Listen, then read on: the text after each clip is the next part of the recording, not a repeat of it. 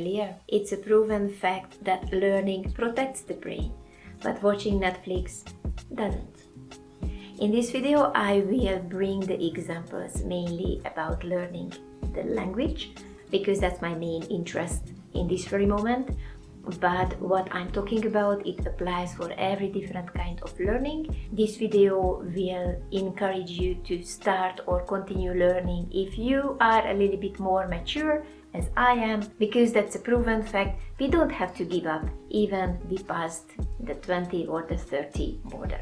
If someone keeps learning and reading, doing crosswords or playing board games even in a more mature age, we are stimulating the brain, which means the symptoms of dementia will appear less likely as we are aging.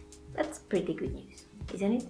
And I have 3 more pieces of good news for you, and the 5th good news that everything will appear in this one video.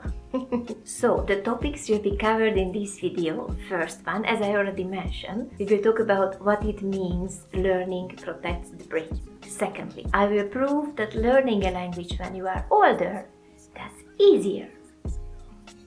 Third one, we will cover how to hack forgetfulness. And the 4th one, I will reveal what is the most effective learning strategy. So it's a pretty solid little list, isn't it?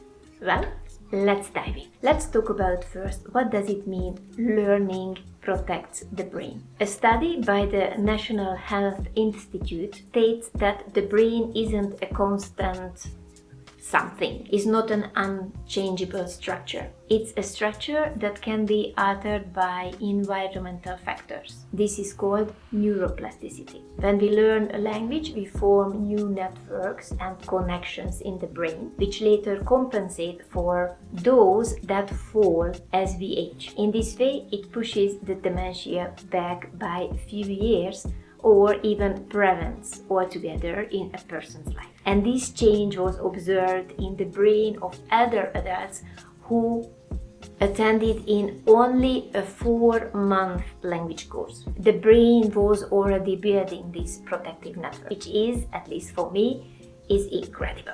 Now let's prove that yes, it is easier to learn a language in older age. Most of the people says, what's the point to start to learn language when you are older? It is more difficult and I cannot be so professional, my language skills cannot be so good, so what's the point to start? Since in this very moment I am working on improving my Spanish as a self-learner, so I'm using books and YouTube channels, I started to have the suspicion that is not difficult because of the language learning process itself, but because I already have a full-on life and it's really difficult to find little slots in my schedule to practice in a regular base. So it's much easily can lead me to the point that, it's too difficult, I just give it up. Trust me, I give up every single month at least once, and I decide, no, it's too time consuming. It's really like you want to swim through the ocean. It's like an endless process, and because it's very overwhelming, I just think, nah, it's impossible. Don't waste your time, Shusha. Luckily, after a few days later, I changed my mind and I continued the studies.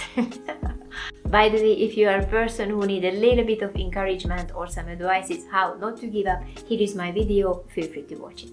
If you ask on what basis do I claim that it's easier to learn a language as we are getting older, I was listening one of my YouTube teacher, a Spanish teacher, and it was a fascinating information about that we have 2 different kinds of intelligence.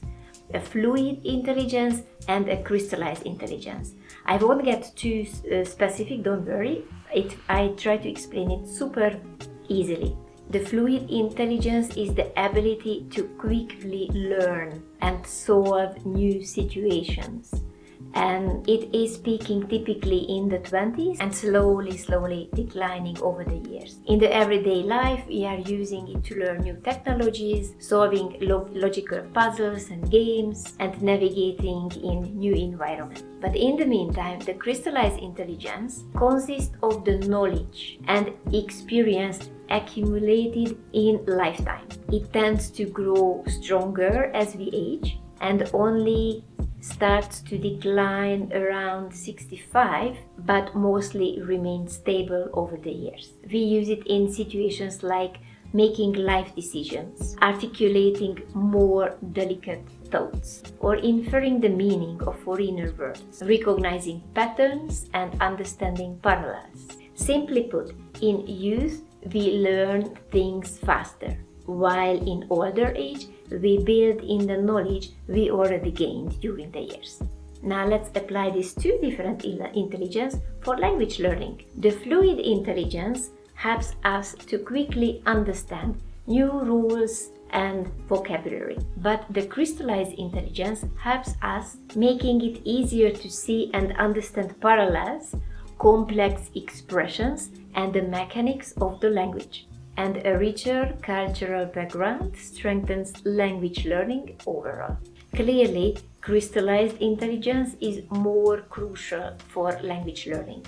It means that it may be faster to learn a language when we are younger.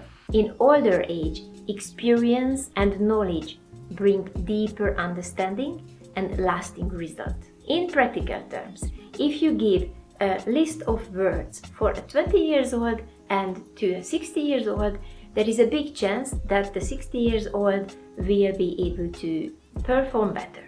Which is, for me, it was a surprising twist. I definitely did not expect this fact to come out. So, ladies and gentlemen, if you are a little bit more mature as I am, I have a bad news for you. No more excuses. Just sit down and let's start to learn. As we cannot control our age, but we can control what we are doing with the time we have in our hands. I know lots of people has a trouble remembering the words, so now let's talk about how to hack the forgetfulness. Honestly, I kind of suspect that this is a self-made kind of mythology which is happening in the background. I remember clearly when I was speaking back in time in Hungarian, I already struggled sometimes to find the words, and I remember when I wanted to talk about the ants and the word didn't pop into my mind. I described, that little black animal which is just marching and which is like a poppy seed and which appears in the Aesopus tale against the crickets. And though a couple of years passed, when I'm learning a new language and the word is not popping into my mind, I completely forgot that I have this tendency and I started to blame the age, which is not the real reason. In fact, there is an explanation why the words, especially the new ones, just slip our mind. This brings us to mention the name of Hermann Ebbinghaus from the 80,000s, who's been studying the learning and the forgetting process of the brain. And one of his theory is the forgetting curve, which has been validated since his time by many scientists. According to his theory, we forget the freshly learned information very quickly. However, with repetition, revising the information again and again, we begin to forget more slowly. This is because, as I mentioned earlier, the neuron pathways which place the information in the long-term memory are strengthened through repetition. Let's see how we strengthen these pathways. Since we tend to forget most of the newly learned information in the first 24-48 hours, Ebbinghaus suggests to repeat the material in the first 24 hours, interrupt the forgetting process. Then, before the next forgetting curve approaches to zero, we repeat again. And after each phase of relearning, the forgetting curve is getting flatter and flatter and flatter, meaning it takes longer to forget the material. When we hesitate, we cannot really recall the word, nothing else happens, we're just sliding on this curve. So basically it has nothing to do with age, we are simply going through a phase of learning.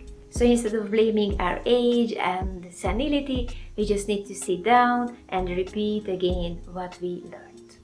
So let's see what is the best learning strategy. Well, here is another proven point from Ebbinghaus experiments. Learning is much more effective. It is spaced out over time rather than in a single intense block. In other words, learning every day a little bit is more effective than having one day learning or studying marathon. This technique is called the spaced repetition.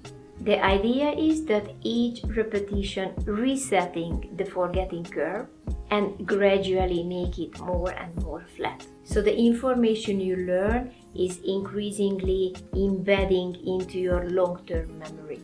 You know the golden rule. Use it or lose it. It applies here too. I know repeating things can be dreadful and boring, but if you understand that repetition is the way how we elevate and how we reach mastery, it can change your mindset and maybe it makes things a little bit easier. Remember John Wooden's words. The 8 laws of learning are the next: explanation, demonstration, imitation, repetition, repetition, repetition, repetition. Best of luck for everyone either side of the 40s. If you enjoy this video, like it, subscribe, and see you in the next one.